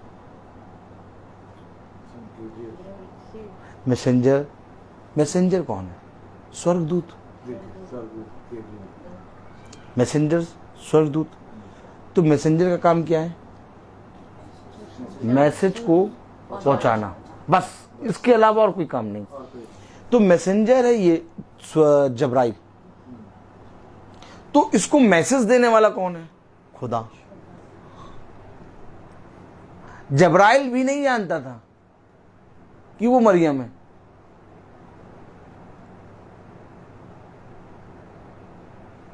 ये बातें ना कोई स्वर्गदूत जानता है तभी तो पागलपना बहुत ज्यादा सवार रहता है। और ना ही कोई इस पृथ्वी पर कोई मनुष्य। ये बातें मेरा पिता जानता है, और अपने ठहराए हुए समय पर इसे प्रकट करना वो जानता है।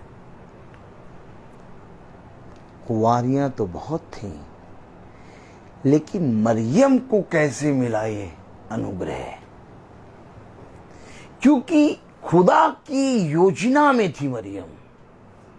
जैसे खुदा की योजना में था मूसा, जैसे खुदा की योजना में था यिर्मयाह, जैसे खुदा की योजना में था सारे प्रोफेट, वैसे ही खुदा की योजना में थी मरियम। अब ये योजना जो खुदा की थी, इस योजना को मैसेंजर को दिया खुदा ने, और मैसेंजर ने जाकर उस स्त्री को दिया जिस पर यह योजना प्रकट होगी। जैसे 40 दिन 40 रात पानी बरसेगा, यह बात नूह पर खुदा ने प्रकट करी, और नूह ने बनाई कश्ती।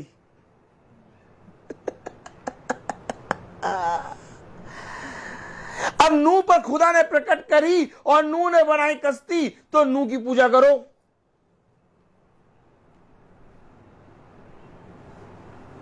गेंदे का फूल चढ़ाओ,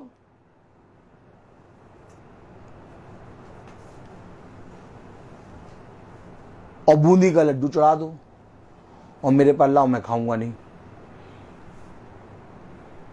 मेरे पास लाओ, इधर कहां सर झुका के बैठो, ये बैठो, आओ, मेरे पास लाओ,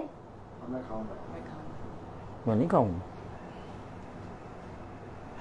बताइए कि 40 दिन 40 रात पानी बरसेगा, ये योजना खुदा ने नूह पर प्रकट करी। इजरायलियों को फिरौन की गुलामी से निकाल के लाने के लिए मूसा पर खुदा ने रिवील्ड किया,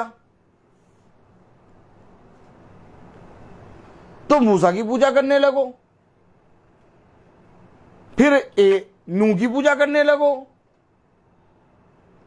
तो ऐसे अगर पूजा करने लगे तो पूरे दास दासी और पूरे भविष्यवक्ताओं की पूजा करो, तो फिर वचन में क्यों लिखा कि अब सिवाय मुझे छोड़ो किसी की आराधना न करना।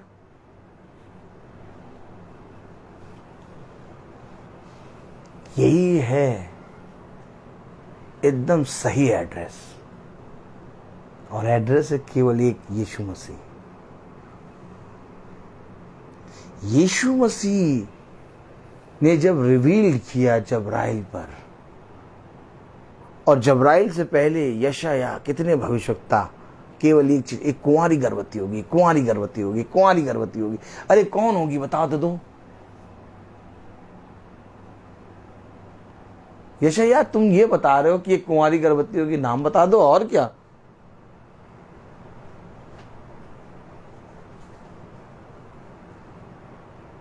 क्यों नहीं बता रहे हो? ठहराए हुए समय पर प्रकट करेगा।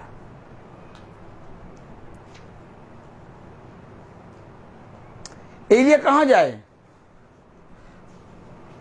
कहां जाएगा एलिया? विधवाएं तो बहुत है, विधवाएं तो बहुत है, कहां जाए एलिया? और किसको आशीष दे दे? सरापत नगर की विधवा के पास जाना।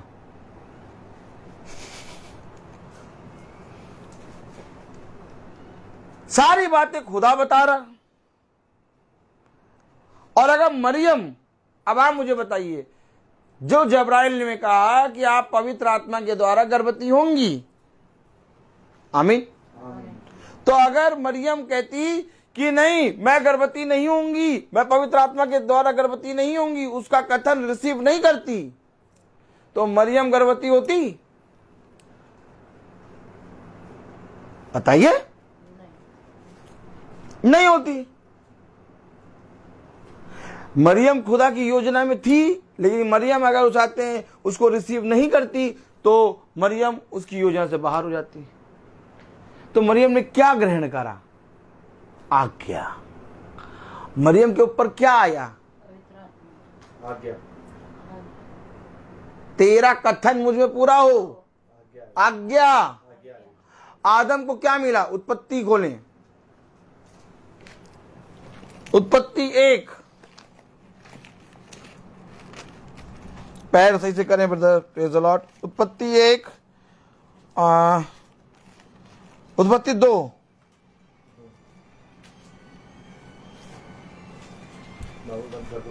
उत्पत्ति 2:16।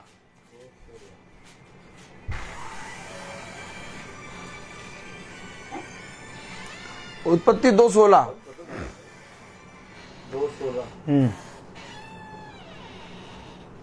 और यहोवा परमेश्वर ने आदम को यह आज्ञा दी। तो यहोवा ने आदम को क्या दिया? और आदम किससे भटक गया? आज्ञा से।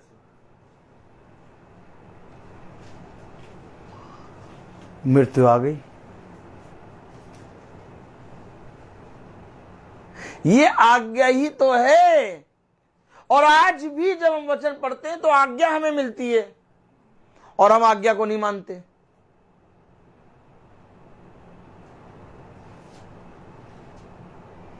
और हम प्रार्थना करते हैं। आज भी जब हम वचन पढ़ते हैं तो हमें आज्ञा मिलती है, और जब आज्ञा मिलेगी तो हम जीवन के वृक्ष से खाने पाएंगे और फलेंगे फूलेंगे। लेकिन जब हम आज्ञा नहीं मानेंगे और फिर प्रार्थना करते रहो। अगर इस नगर के लिए अय्यूब और मूसा और एलिया ने भी प्रार्थना करी तो मैं तुझसे कहता हूं कि वे केवल अपने ही प्राण बचा पाएंगे और कुछ नहीं कर सकते। क्यों? क्योंकि इस नगर ने मेरी नहीं मानी। आज्ञा अगर आप नहीं मानेंगे तो हमारे जीवन में हम फलवंत नहीं हो सकते। आज्ञा ना मानने के कारण मृत्यु पूरे संसार में आई। मरियम ने आज्ञा मानी, इसलिए आज उसको धन्य कहा जाता है। आमीन। उसका आदर किया जाता है। अब कुछ लोग उससे प्रार्थना करते हैं, ये गलत है, क्योंकि आदर का और धन्य का पात्र खुदावन उसको बनाता है। ये मेरी दृष्टि में है आदर। लेकिन आप कहें कि मैं उससे प्रार्थना करूं तो नहीं, क्योंकि प्रार्थना केवल यीशु मसीह से। जब इस पृथ्वी पर यीशु मसीह आया तो केवल पिता को छोड़ उसने किसी से प्रार्थना नहीं करी। पिता, मैं जानता हूं कि तू मेरी सदा सुनता है, और जो उसको छुड़ा सकता था, बचा सकता था, आंसू बहा बहा कर उसने अब छुड़ाने वाले से प्रार्थना करी। किससे प्रार्थना करी? पिता से, केवल एक से। कभी भी यीशु मसीह के मुंह से किसी का नाम सुना आपने? पिता को छोड़ और किसी से। उसने कहा जैसे मैंने किया, ये आज्ञा आई, आज्ञा आई, देखो जैसे मैंने किया वैसे तुम करा करो। क्या किया? पिता के अलावा किसी से प्रार्थना नहीं। आदर सम्मान तो सबका कर लिया। जिसने उसका बाल नोचा, उसके गाल नोचे, उसकी दाढ़ी नोची, उसको भी कह रहा प्रभु इन्हें क्षमा कर। ये वचन है। अब हम आज्ञाओं को फॉलो ना करें। डिसओबीडियंट, इंग्लिश आ गई हमें भी। अरे आज हमें इंग्लिश आ गई है। डिसओबीडियंट अगर हम बन जाए, वो भी वचन में, तो आप बताइए फिर हम कहें प्रार्थना कैसे पूरी होगी?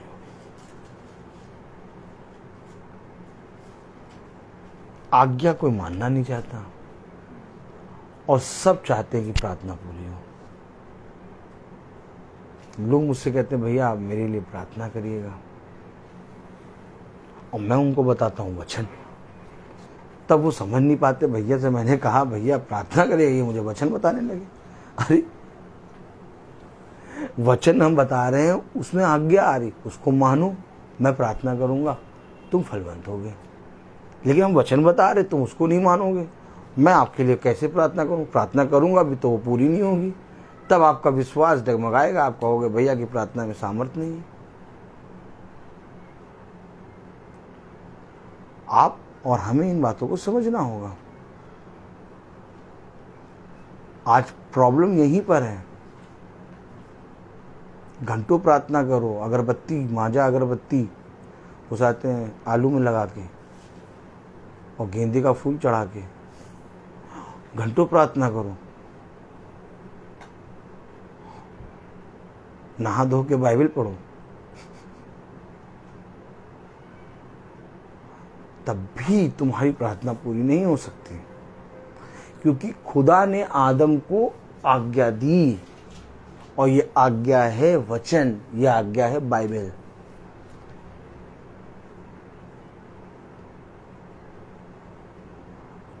और जिसको जिसको चंगा करा खुदा ने, उस चंगाई के पीछे एक आज्ञा थी, और जिसने जिसने उस आज्ञा को माना वो स्वर्ग के राज्य में।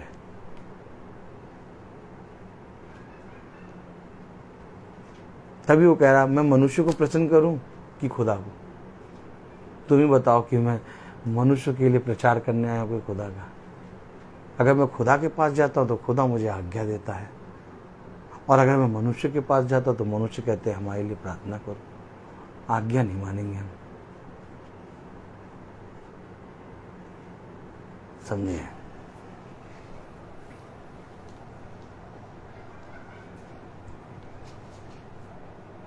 समझे।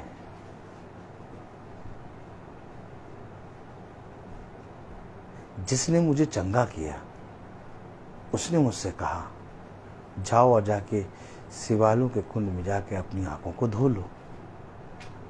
क्यों आज्ञा दी थी ये? क्यों आज्ञा दी थी ये?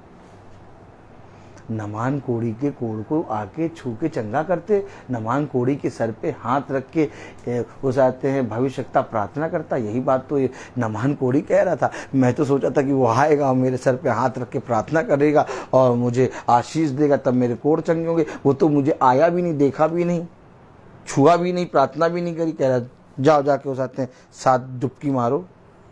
आज्ञा।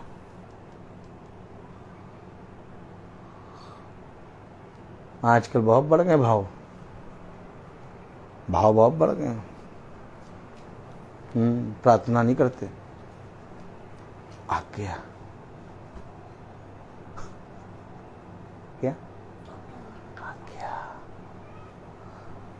अभिषेकता ने अंदर से आज्ञा दी, जाओ और जाकर यरदन नदी में 7 बार डुबकी लगाओ। जैसे नमान चिढ़ा था ना, आज वैसे ही लोग वचन को सुन के चिढ़ते हैं।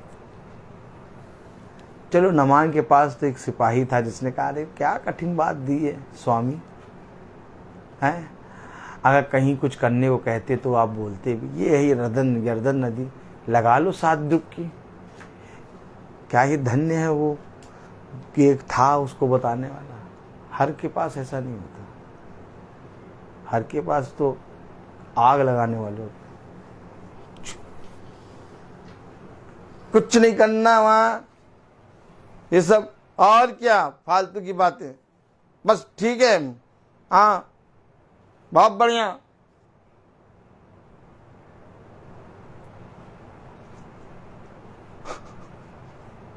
कोई नहीं बताने वाला कि अरे जो तुमने पढ़ा, जो तुम्हें बताया गया वो बाइबल से ही तो बताया गया। अगर मान लोगे तो वचन ही तो मानोगे। हाँ नहीं, ये नहीं बताएंगे। बताएंगे कहाँ से पढ़ा देते हैं? अपनी बाइबल लेके आते हैं, हमारी बाइबल में तो लिखा नहीं है ये बातें। ब्रदर, अपनी बाइबल लेके आते हैं, हमारी बाइबल में ये बातें थोड़ी ना लिखी हैं। दिए से कोई बगल से कहे, नहीं पढ़ा तो रहे थे तो तुम भी तो अपनी बाइबल से पढ़ रहे थे। अरे वो तो पढ़ रहे थे, वो तो वो बात लिखी हुई थी, बाकी थोड़ी ना। ओ क्या ओ आनंद आता नहीं? आनंद तुम यहाँ बैठा करो सामने, तुम सामने बैठा करो। देखिए जो छुप के बैठता है, देखिए सामने से भी बैठते हो। सामने आना चाहिए, याजक के एकदम सामने।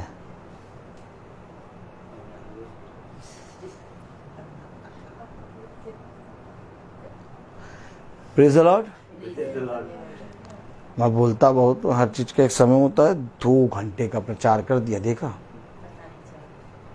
2 घंटे का। हम तुमसे कहते हैं कि वो चाहते हैं वो वाले को बुलाओ। कौन सा?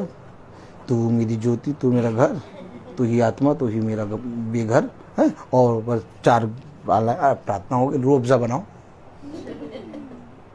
ये पता नहीं कहाँ से 2 घंटे बोल दिए। देखो पैर भी ऐसे, पैर तो दर्द हुए नहीं, पता भी नहीं लगा, लेकिन 2 घंटे तो हो गए ना। लेकिन 2 घंटे तो हो गए ना। अब भी नहीं बंद कर रहे, देखो अभी भी बोलते चले जा रहा। तो आइए हम प्रार्थना में अगुवाई, प्रार्थना करेंगे। आनंद आता, बहुत आनंद आता। आइए हम प्रार्थना करेंगे। और मेरा निवेदन है प्रेज़ द लॉर्ड सिस्टर से कि वो प्रार्थना में अगुवाई करें। बोलिए, प्रार्थना करिए। धन्यवाद धन्यवाद धन्यवाद पिता परमेश्वर, आज के इस महान दिन के लिए धन्यवाद देते हैं। जिन्हें आकाश के नीचे जमीन पर जिंदों में सही सलामत सुरक्षित हमको तमाम लोगों को देख रखा, जिन्होंने आज का नया दिन देखा। प्यारे प्रभु, आज हमने वचन से जो भी पढ़ा, ये सीखा, सुना है प्यारे प्रभु, उसमें अमल करने वाले बने और उसको दूसरों को देने वाले बने। मेरे प्यारे प्रभु, उसको खाली हम उस कानों से सुनने वाले ना बने, उनको उस पर अमल करने वाले, दूसरों को देने वाले बने। मेरे प्यारे प्रभु, हम समस्त संसार के उन लोगों के लिए दुआ करते हैं, खास तौर से उन लोगों के लिए जो अस्पतालों में अपने बिस्तरों पे कहरा रहे हैं, उनकी जिंदगी नहीं है, लाइलाज है। मेरे प्यारे प्रभु, होने दे उनको छू और चंगा कर, उनके गुनाहों को माफ करके अपने राज्य में प्रवेश पाने दे। प्यारे प्रभु, हम समस्त संसार के युवाओं के लिए दुआ करते हुए भटकने ना पाए, सही रास्ता सही जगह चुने।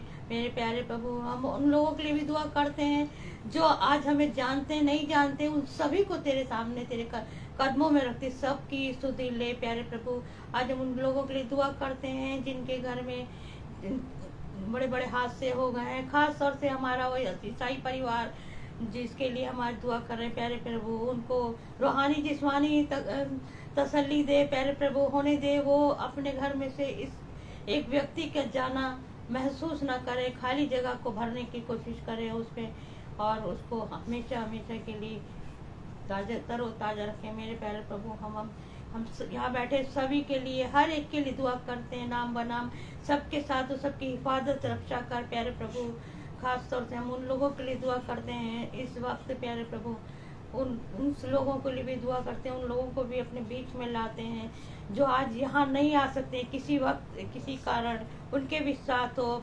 प्यारे प्रभु, रोहित के लिए दुआ करते हैं, उसके परिवार के लिए दुआ करते हैं, इसको बड़ी आशीष और बरकत दे, होने दे। प्यारे प्रभु, उसके साथ हमेशा हमेशा के लिए रहे। तेरे प्यारे बेटे यीशु मसीह के नाम से कबूल करें, आमीन।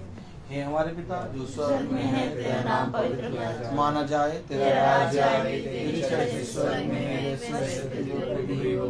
हमारे प्रतिदिन का आहार हमें दे, और हमारे अपराध हमें क्षमा कर जैसे हम भी अपने अपराधियों को क्षमा करते हैं, और हमें परीक्षा में डाल परंतु बुराई से बचा। अब से लेकर अनंत काल तक हम सब पर तेरा विश्वास प्रभु बना रहे, इस प्रार्थना को मांगते हैं, आमीन। धन्यवाद धन्यवाद धन्यवाद, सारी आशीषों के सोते धन्यवाद धन्यवाद धन्यवाद धन्यवाद, सारी आशीषों के सोते धन्यवाद, सारी आती ऊपर से। हालेलुया, धन्यवाद धन्यवाद धन्यवाद, सारी आशीषों के सोते धन्यवाद। Praise the Lord. Praise the Lord. सभी भाई बहनों को सूचित किया जाता है कि कल की प्रार्थना शाम को 5 बजे नहीं 5:30 बजे होगी। सभी भाई बहन ध्यान दें कि कल की प्रार्थना शाम को 5 बजे नहीं बल्कि 5:30 बजे होगी और रवि मैसी के यहाँ होगी। Praise the Lord.